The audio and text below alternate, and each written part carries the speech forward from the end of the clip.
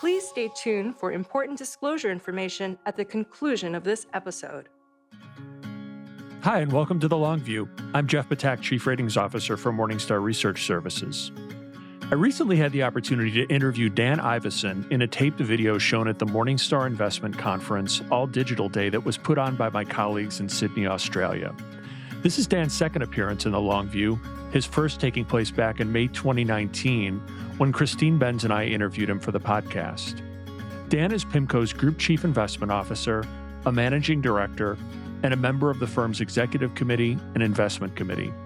He's also lead portfolio manager for the firm's income, credit hedge fund, and mortgage opportunistic strategies, and a portfolio manager for total return strategies. Morningstar named Dan Fixed Income Manager of the Year for 2013. Dan earned his bachelor's degree in economics from Occidental College and his MBA in analytic finance at the University of Chicago Booth School of Business. We conducted this interview at Pimco's headquarters in Newport Beach, California. Though Dan and I covered a lot of ground related to the global economy and markets, note that a few questions pertain specifically to Australia and monetary policy of the RBA, which stands for Reserve Bank of Australia. Without further ado, here's my conversation with Dan Ivascyn. Dan, welcome to the Morningstar Investment Conference, and thanks so much for joining us in this chat. Thanks. It's great to be here. I look forward to spending some time talking about the economy and markets. So I wanted to start at a very high level, which is your secular outlook. You published the most recent version. I think it was around this time last year, if I'm not mistaken. And in it, you stated with the era of volatility suppressing policies possibly over, you expected heightened volatility and risk to global growth. And in fact, we've seen continued volatility in global rate markets, as well as unsynchronized disinflation patterns across economies. So curious to get an update how your views might have evolved since you published that outlook around this time last year. Sure. So I think timing's pretty good in that we just had our secular forum a couple of weeks ago, where again, we brought in some outside experts, got the whole group together, mostly here in Newport Beach, but also using, all that VC technology we all figured out during the unfortunate COVID period. And we talked about, the outlook for economies and markets over the next 5 years. So we're in the process now of doing smaller breakouts. And in fact, even today at Investment Committee, we're talking about some of those conclusions. So maybe I'll share a few. We talked about a COVID, aftershock global economy, meaning that that COVID shock was so significant that the economy would be dealing with some of these issues for many, many years to come. And looking at the world today, I think that still is the case. Inflation's above central bank targets. We've made a lot of progress getting inflation back down towards targets. But even over the last few months, in certain parts of the world, including the United States, inflation has remained stubbornly high. An exciting time for active asset management. You are seeing much less synchronized growth cycles around the world. The United States is an economy growing quite quickly, maybe even overheating a little bit. Inflation's still a challenge. We're a market where it appears monetary transmission is taking a lot longer to influence the economy and slow it down to a healthier long-term rate.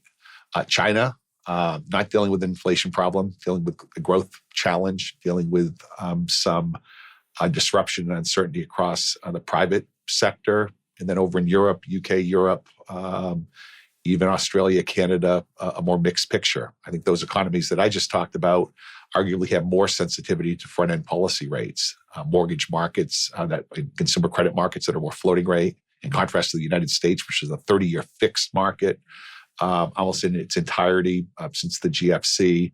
So more of a mixed growth picture there with a lot more fragility over in Europe.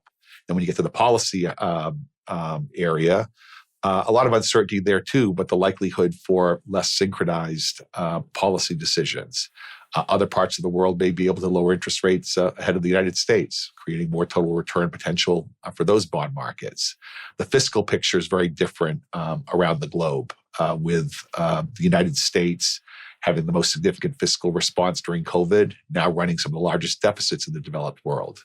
Other countries being more fiscally responsible with deficits, in the low single digits or even, balanced budgets in some cases. So, In a less global world, a lot of geopolitical uncertainty, a lot of geopolitical tension. We unfortunately think that this is going to be with us for the next several years and leading to a focus on resiliency, bringing supply chains home, less globalization, which probably leads to more symmetric inflationary risks on an ongoing basis. When pre-COVID, we're mostly worried about disinflationary risk. Central banks are trying to figure out a way to get inflation up towards target. So I think it's a more uncomfortable world, a more uncertain world. But I think there are a couple of positives as well. One, there's value back in global fixed income markets. For a while, the U.S. was the only game in town, and it wasn't much of a game with 10-year Treasury rates 1.5%. Rates negative in other parts of the world. Now we look and there's value back in markets where there was none for a very long period of time. Less influence from central banks. So markets are forced to sort of go it alone, move based on the confidence level of the private sector, the good old-fashioned bond vigilantes. And that will create some risks. It'll likely lead to more sustained volatility. But again, great opportunity to take advantage of a global opportunity set. My sense is one theme, coming out of our secular forum this year will be, a lot of near-term uncertainty on inflation, near-term uncertainty on policy, but bonds look pretty good. After a few years of very rough performance, while stocks continue to go up across most parts of the world, you have really attractive longer-term valuations. And I think that'll be a key theme. And the second key theme will be, again, a very, very different environment than pre-COVID. You truly have a global opportunity set to take advantage of today. Higher quality areas of the market look attractive. And there is still, although a lot of optimism in regards to the U.S. economy, a lot of uncertainty, and that uncertainty can be both positive in terms of the potential for significant increases in productivity tied to tech innovation, but any type of tech cycle or innovation cycle could lead to a lot of disruption as well. And unfortunately, with war in key parts of the world and ongoing tension with China in the West, there's some downside surprises potentially ahead as well. So again, bumpier than we would like, but opportunity from the standpoint of a fixed income-oriented investor or an alternatives-focused investor, pretty encouraging, at least relative to where we came from.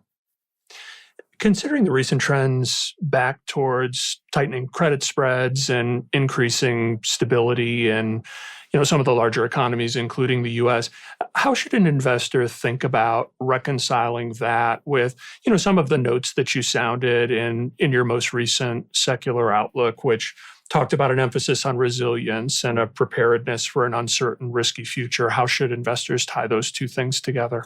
Let's start with fundamentals. The economic data has been quite encouraging, especially in the United States, but generally encouraging in other parts of the world as well.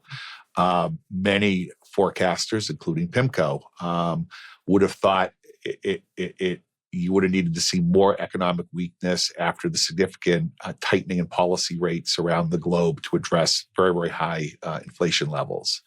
But we're here today. Inflation has come down a lot. We're not quite at the central bank target across most developed markets, including the Australian local market. We've made tremendous progress with a decent amount of economic resiliency. That's the good news. The bad news, and as an investor, you of course have to look at what's embedded in market pricing relative to your own fundamental views. So although the fundamental growth picture and inflation picture has been quite constructive, it's been accompanied by rallying equity markets and tightening credit spreads around the world.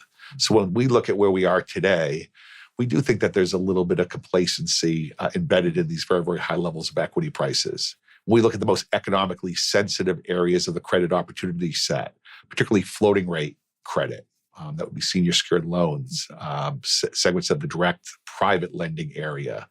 Those borrowers are facing the full brunt of central bank policy.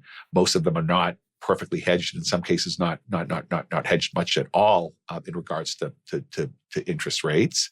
And their higher for longer scenarios, reaccelerating inflation, the need for central banks to do more, could be quite detrimental to overall returns. So again, I think it's important to acknowledge that the data has been quite strong.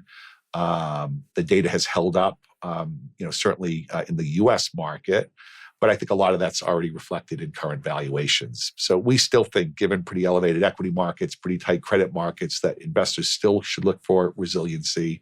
They still should look for areas of the market with a little bit less economic sensitivity, given a lot of optimism in the market, combined with a decent amount of ongoing uncertainty. And the great news is that there are a lot of high-quality segments of the bond market that look really, really attractive. And I'm sure we'll talk about this in a bit more detail.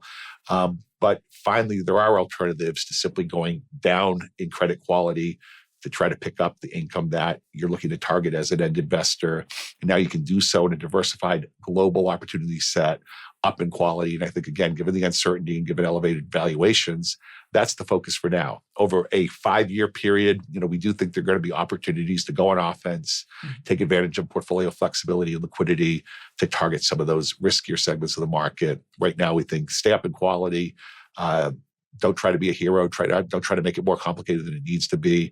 Focus on the higher quality areas, the opportunity set. Be active, but don't max out on risk here.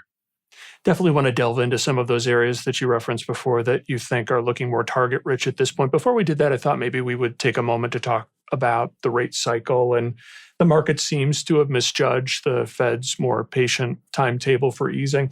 So I was curious your views about what that disconnect tells us about investors' collective expectations versus the Fed's priority in balancing its mandate to promote full employment, growth, financial and price stability. How does one make sense of that? Well, that's a great question, and there's a lot there. I think I could probably talk for the rest of the time on just this question alone. It's a really, really good one. Let me just step back and just say this. I think markets may be a little bit too reliant on policymakers being able to engineer positive economic and financial market outcomes. The COVID response was massive, and they prevented a recession or a meaningful recession of occurring. And maybe it would have been healthy, given that type of shock, to have a period of slower growth to wring out some of the excess in markets. So I think you go all the way back to the global financial crisis, where, that was quite the shock, but you had a multi-year recovery period with a lot of monetary policy and fiscal help. So I do think, in this environment of higher inflation, higher debt levels across the economy, and Fed and other central banks, taking or tightening policy or taking liquidity out of the market, investors need to be a little bit careful in relying too much on policymakers to protect the downside. Now, with that said, we had a really, really unique trading environment the last few quarters. And it's always fun when you talk macro and you reflect on times where it's really, really working well. But it's been quite amazing the last few quarters where there was so much pessimism in markets late summer of last year. I remember, when you hit the local highs in rates in October, first week of October last year, a lot of people were focused on the central banks needing to do more, the risks of runaway inflation continuing. The data hadn't been particularly good. People were concerned about debt sustainability, the downgrade of the U.S. by Fitch. And that turned out to be a great time to enter the market from a tactical perspective. And then you had a few months of really, really good inflation data, which culminated with the Fed press conference where Powell was very, very dovish and signaled to the market a willingness and a likely intention to cut policy rates a lot. We think that the strong data and the central bank pivot encouraged investors to shift pretty aggressively back into fixed income at an illiquid period of the year. And that likely took valuations, at least temporarily, down to levels that were reflecting too rosy of a view. We saw, 6-8 cuts, priced into the front end of the curve here in the United States and across other global bond markets. Cuts starting very, very early this year. And that was tough to reconcile with the still uncertain fundamentals. And I think the repricing we've seen year to date has been about wringing out some of that excessive optimism that was in the market. The data's been more mixed, but again, you're talking about in the U.S., 3% type inflation rate. We think we probably end up somewhere near that level at the end of the year. And then next year, we make further progress. We think in Australia as well, although inflation is remaining sticky to the upside, that you'll eventually, over the course of the next several quarters in the base case, get to the higher end of their targeted inflation range of 2 to 3%. But with a lot of uncertainty. So I think the bottom line is that when we look at the forward curves today, when we look at the forecasts for central bank policy around the world, we're in the most agreement with forecasters in the forward curve than we've been in a long time. And at these now higher rate levels, we think that the risk-reward proposition looks pretty good today. And in fact, over the course of the last several weeks, we've been adding interest rate exposure because we think that the risk is priced more appropriately. Still a tremendous amount of uncertainty around central bank policy, but we think the risks are much more symmetrical than we were at the beginning of the year. Investors made a beeline for cash amid 2022 sell-off and the inverted yield curve. Your colleague Aditya Thakur, who's a portfolio manager in Pimco's Sydney office, he recently cited some research that Pimco had done examining how bonds perform versus cash at different points in a hiking cycle. So maybe you can talk about what your team found and the implications for markets like Australia, where the RBA has been on hold since November of last year. Yeah, so high level, it's been rough. It's been rough to be in fixed income versus cash. 2022 was really rough, where nearly everything was going down. Equities were going down, and normally fixed income helps temper the volatility of a negative equity environment, and it didn't. It went down, as quickly as stocks. So there's a lot of fear about extending into longer maturities. Starting with valuations, though, valuations matter. Fixed income is a less complicated segment of the financial markets than many other areas. The starting yield in a high-quality bond portfolio is usually a very reasonable floor as to what you'll earn over a 5-year holding period. So in Australia, if you have, a high-quality portfolio, or in the U.S., any country, you have a high-quality portfolio earning, 5, 6, 7%. Over the next 5 years, you have a very good shot of earning at least 5, 6, 7%. 5, 6, 7%. So again, that part looks good. When you look at where we are now in this tightening cycle, where the Fed has likely hit the peak in terms of policy, and you look at lags from a monetary transmission perspective, this is a time where the historical data would suggest it makes a lot of sense to extend from cash into fixed income, because typically around now, there's the chance for rate cuts. And given that the forward curves only price in a couple of cuts, we do think that this is a very, very attractive time to shift from cash and to lock in some of those returns. So yield curves are very, very flat, in some cases inverted. But at these very, very high real and nominal interest rates, we do think it makes a lot of sense. Then the other point, from a global opportunity set perspective, there's a chance that in the U.S., the Fed's going to have the toughest time cutting policy. The Australian economy, the Canadian economy, some of these other economies around the world have transmission mechanisms that likely impact the consumer sector and even the business sector a bit more quickly and more significantly than the cycle in the United States this time. So everything we're saying from a U.S. investor's perspective will tend to be amplified when you're talking about other areas of the opportunity set. So even for an Australian investor sitting in Australian cash thinking about extending, we think it makes a lot of sense. For an investor in the United States sitting in U.S. cash, we think it makes a lot of sense for them to go buy Australia. And you could either do it on an unhedged basis. That looks reasonable to us. But when you hedge back into the US dollar, you have a situation where you pick up very, very attractive yields. You have a country with a very, very strong fiscal position, an economy that arguably has a bit more rate sensitivity than the US market. So even in our US-based portfolios, we think that makes sense. So maybe to play devil's advocate for a minute, for those who would say, there's still plenty of geopolitical tensions that need to be eased, and inflation remains persistently sticky, maybe it makes more sense to take a wait-and-see, more opportunistic approach to extending duration. What would you say to that? I won't disagree too much. What I didn't say in this conversation so far is that we hit the absolute high in yields. I also didn't say that there's no probability of central banks needing to take rates higher. In fact, we think in the United States, that may be more likely than some other parts of the world. We think there's probably a 15% chance or so that rates need to go higher, policy rates, and then perhaps on hold for a while. So there is a decent amount of uncertainty out there. So we're not suggesting that you should try to time the market or take your full cash position and deploy it into the fixed income market. It's more that starting valuations here, even though it may be it may create a lot of anxiety given the price action, over the last couple of years. Starting valuations support both moving some money from cash into fixed income as well as equities into fixed income as a de-risking trade. And we think investors should acknowledge, just as acknowledge like we try to do, and I try to tell myself this as well, it's always hard to time market turning points. When you have a valuation advantage, start allocating back to that sector, average in, realize there is a decent amount of uncertainty, but that uncertainty is symmetric now. There's risks that policy rates have to go higher. There's also risks that policy rates have to come down a lot faster and more significantly than what's being priced in. And these things happen very, very quickly. A lot of people didn't anticipate the significant rally that we saw last year. As an active manager, we were able to extend durations in October, reduce durations towards the end of the year on behalf of investors, now use the sell-off year to date to build back a little bit more of that interest rate risk. So some of that we'll try to do on behalf of investors. And again, I think your point is a good one in terms of we're not through this period of uncertainty. So just head in that direction. And again, maybe leave a little bit of flexibility to add on further weakness.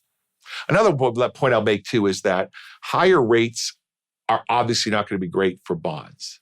But higher rates at this stage may be worse for equity markets and worse for more credit-sensitive areas of the economy, like commercial real estate, like lower-rated floating credit. So cash may prove to continue to be king, but we do think from just a broad asset allocation perspective, we're at a point in the cycle, we're at valuations where the risk-reward proposition for global fixed income is looking better and better and quite attractive again in an absolute sense.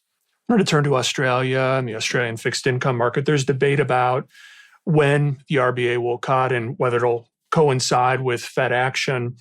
Economic growth, and I think you've alluded to some of these dynamics, has been sluggish in Australia. The variable rate borrowing structure, which you referenced, is a particular drag there. The RBA didn't raise rates to the same extent as other central banks did, and inflation hasn't come down as much. So what's your outlook on the path of rate cuts for the RBA? Yeah, so we think there's a good chance the RBA and other global central banks can cut policy a bit later this year. Mm-hmm. Now, our economic forecast is for some weakness in the second half of the year and inflation approaching the higher end of the RBA's target. Now, similar to the United States, there's a lot of uncertainty.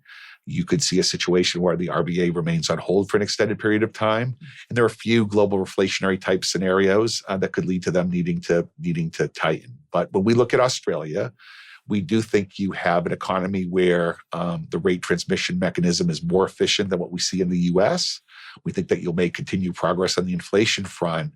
In this cycle, you will potentially be able to see some decoupling in policy. And you may see the RBA, other global central banks be able to cut ahead of the Fed and to some degree at least be able to cut more than the Fed, given that you have a very unique situation here in the US, fixed rate consumer credit market, a lot of momentum and innovation around AI and some of this innovative technology. So there's natural limits to how much decoupling can occur through the currency channel and a few other channels. But we do think that value's looking pretty darn good in Australia, both absolute and relative.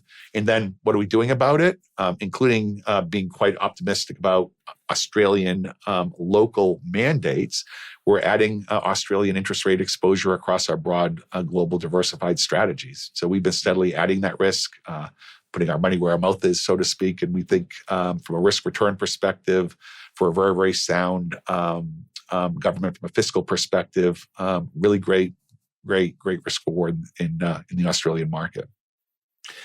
The RBA, it does seem a bit less hawkish than before, and I suppose that reflects the puts and takes in the Australian economy. One of the big variables being whether China's economy will reignite, benefiting Australian exporters. Across APAC more broadly, what's Pimco's outlook for China, and is there any significant fallout from deterioration from trade relations between China and the rest of the Western world? Sure. So we think China's still a 4% type growth economy. So slower than they would like, slower than we've grown accustomed to. But a 4% growth rate on a massive base is still going to be very, very influential to the global economy. China continues to export to the United States and much of the rest of the world, despite significant ongoing geopolitical tension. And they likely do provide the globe with a disinflationary impulse. So in general, we think that they're going to continue to have a positive impact on global growth. Of course, the one almost certainty is that geopolitical tension is going to continue. It's probably going to get worse, quite frankly. If you look at the political dynamic in the United States, the one area of clear agreement between Republicans and Democrats is the need to take a hard line towards China. We actually think this election cycle will be such that both Trump and Biden, Democrats and Republicans, will have to put themselves in a position where they aggressively try to one-up each other on taking a tough stand with China. So in some sense, box yourself in politically to needing to take a very, very hard stance. So I think from an investment perspective, this creates a lot of uncertainty. Makes it's a little bit harder to invest in China, creates a bit more uncertainty around the Chinese economy, which can lead to significant economic opportunity for other countries in the region, Australia, Japan, Southeast Asia as well. So we remain quite constructive on the growth potential, the ongoing development of capital markets in this region. But the China-Western friction is likely to probably get worse and be with us for a long period of time. So I think you have to think about diversification differently. This is an example of the type of ongoing uncertainty that Australians are going to have to deal with, that we're going to have to deal with from a global perspective. But I still think it's important to acknowledge that the Chinese growth rate, even under more pessimistic scenarios over the next few years, will still be significant and quite influential. With the BOJ having recently ended its negative rate policy, how far can it afford to push rates into positive territory, given its government debt situation? And do you expect to see investors meaningfully repatriating capital from higher rate countries like Australia back into Japan? Yeah, so Japan's a very complicated situation. To answer your specific question, I think that they have some limits on how flexible they could be from a policy perspective. Rate policy in particular, which is one of the reasons why the currency has been quite weak. It's been weak just based on simple interest rate differentials, but it's been a bit weaker than would have been suggested by just the difference in terms of the yields in Japan versus the yields in the US or other countries. And I think the reason the market's reacting that way is that they know that there's a little bit less flexibility there. So currently, we're a little bit underweight the Japanese market. You look at the 10-year part of the Japan curve, you're still sub 1% in absolute terms. And we have a little bit of an underweight to that market. We have a very mixed view on the currency. Portfolios with a longer-term orientation or a multi-asset portfolio more willing to have a small positive exposure to the Japanese currency. Put more simplistically, a willingness to lose a little bit of money in the base case, given that the yen likely performs well in harder landing scenarios for the United States, and if you have some U.S. credit exposure, that can be a reasonable complement. But in a narrow sense, because of less flexibility, we do see the potential for a materially weaker yen. And then, if you continue to have inflationary pressure in Japan, which will likely exist. Most likely, if you continue to have inflationary pressure on a global basis, the Bank of Japan will likely be slower to raise policy rates. But we do think they're at a point, we've heard this in the most recent meeting minutes, that they will likely move rates higher in the front end if inflation continues to remain above target and if there's risks of higher inflationary expectations getting embedded in markets. So we do think they will move, even if it has a negative impact on their risk markets and their economy. But to your point, there's a little bit less flexibility there, creating the potential for tail type scenarios in Japan. Now, we can look at the United States as well. We're still the global reserve currency. We still have a lot of advantages that allow us to run more aggressive fiscal policy than other countries in the world. But even when you look at our own deficit and debt picture over the next several years, we're forecast to be running 6-ish% deficits for the foreseeable future. And when you look at real or inflation-adjusted interest rates in our economy, they're beginning to press up against a reasonable long-term growth rate. So Japan's an extreme example of this dynamic, but even in the United States and some other parts of the world coming out of COVID, you have a debt level that may not be a major concern in the U.S. today, but something that bears watching. And again, what's Pimco doing about it? We're keeping our maturities a little bit shorter than we would otherwise. And when we see this type of fiscal situation in the U.S., we're looking for other high-quality alternatives to diversify into. Not because we think that there's going to be a crisis in the U.S. We don't even think there's necessarily going to be a crisis in Japan, although the risks are higher. But we are going to be looking around the world for other high-quality alternatives where there is more policy flexibility. Australia is an example of that. The Canada market's an example of that to some degree as well. Turning more broadly to asset allocation, your view, and I think you've alluded to it during this conversation, is that high-quality bonds offer superior risk-adjusted returns at this stage when compared to stocks, especially those that are trading at dear multiples, and that yields are generally attractive in fixed income. Well, what are the key implications for investors as they look at bond, stock, and cash allocations? Yeah, well, again, when you talk about some of these longer term valuation metrics, just thinking about cyclically adjusted P ratios or other longer term valuation metrics, it's important to note that they can stay out of whack for a long time. They don't necessarily have to mean revert very, very quickly. Because a starting point for an investor, particularly an investor like me that's been a little bit negatively influenced by all the the volatility, especially the 22 experience. It's fine now to look at fixed income not only as a defensive play or a way to improve diversity in a portfolio. It really can be a return generator in absolute and relative terms. And you're at a point now where if history were to repeat itself, and we've done a lot of analysis here, that at the current starting point for high quality global bond yields versus starting equity valuations, there's a chance that the returns over the next 5 or 10 years will be very, very similar, with less volatility or less uncertainty in fixed income. There's even a decent part of the distribution where high quality bonds outperform equities over that same period. Now, no guarantees, and it's the U.S. market in particular, as we know, has been driven by a lot of large tech stocks. There's a lot of innovation. There's a lot of positive scenarios around artificial intelligence and the ability of that sector to drive significant growth. So, when we're looking to forecast returns over a 1 or 2 year period, much harder to do. A lot of momentum in U.S. equity markets, a lot of momentum in global equity markets. So, a decent amount of uncertainty there. But long term, it does look like whatever your neutral point was in terms of allocation between cash, fixed income, and equities, again, taking advantage of a global opportunity set. And again, that's acknowledging that there's a lot of short-term uncertainty, but it's better to have valuation tailwinds than headwinds. If we were having this conversation a few years ago when yields in the U.S. government bond market were 1.5%, and they were negative 0.5% over in Europe, a very, very different discussion. We've come a long way. In some sense, the pain that we've all gone through in 22 and portions of 23 and even this first quarter, that was all a prerequisite to get back to a better valuation setup for fixed income from here.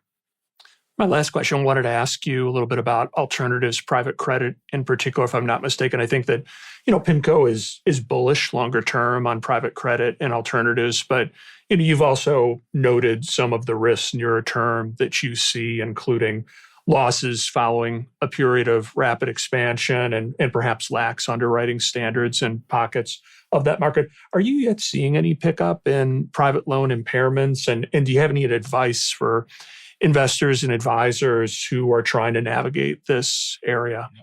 Well, maybe I'll start with a little bit of advice, and I'll answer your specific question on what we're seeing from a credit perspective in some of those sectors. I'll preface this by saying I've been at Pimco now almost 26 years. I grew up being a mortgage, structured product, real estate, type trader. But in reflecting on the last, few decades, and literally going back 20 years or so, back to 2004, I remember people started talking about the golden age of mortgage credit. And the idea was U.S. home prices never went down. Therefore, you could aggressively lend to nearly any type of borrower, almost regardless of credit quality. So just be a little careful about terms like golden ages of certain types of investing styles. It's almost never that easy, and that type of language in market setup can lead to some complacency and some credit challenges down the road.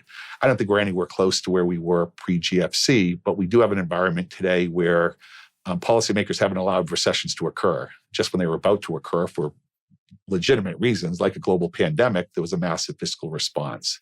With debt levels where they are, with inflation levels where they are, investors can't count on the same type of response next time.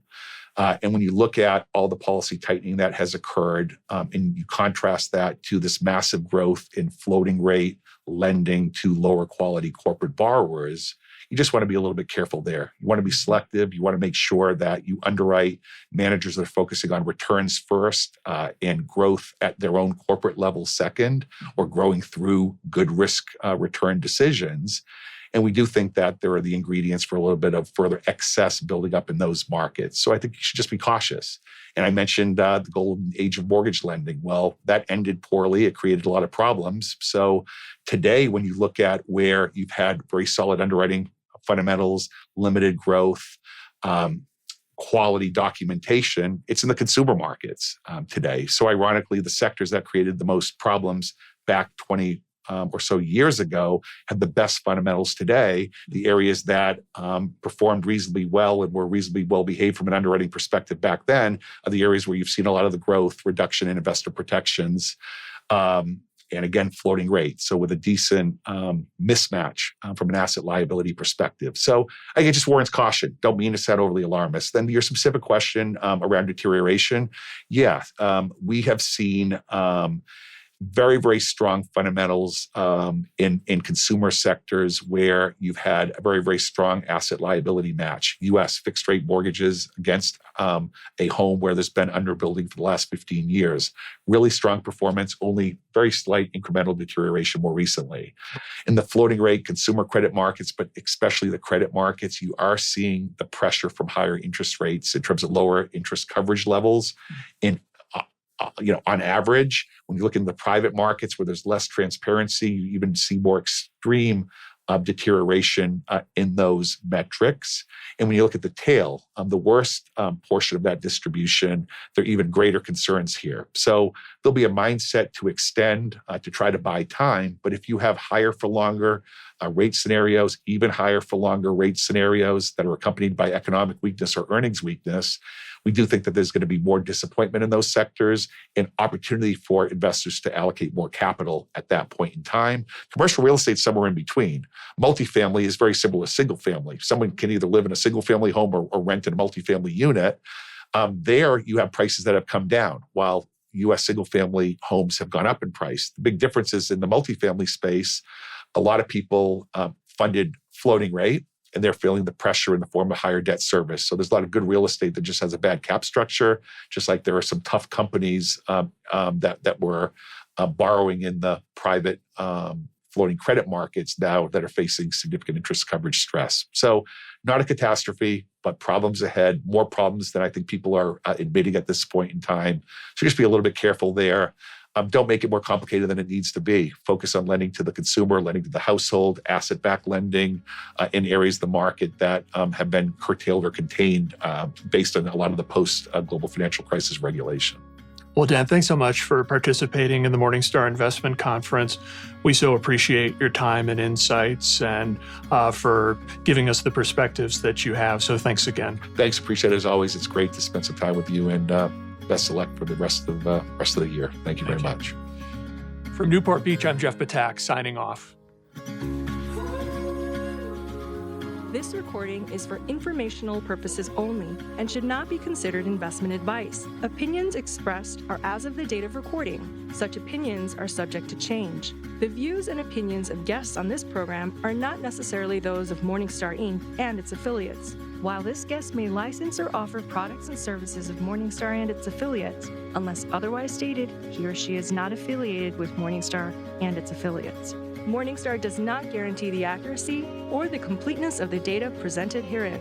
Morningstar shall not be responsible for any trading decisions, damages, or other losses resulting from or related to the information, data analyses, or opinions, or their use. Past performance is not a guarantee of future results. All investments are subject to investment risk, including possible loss of principal.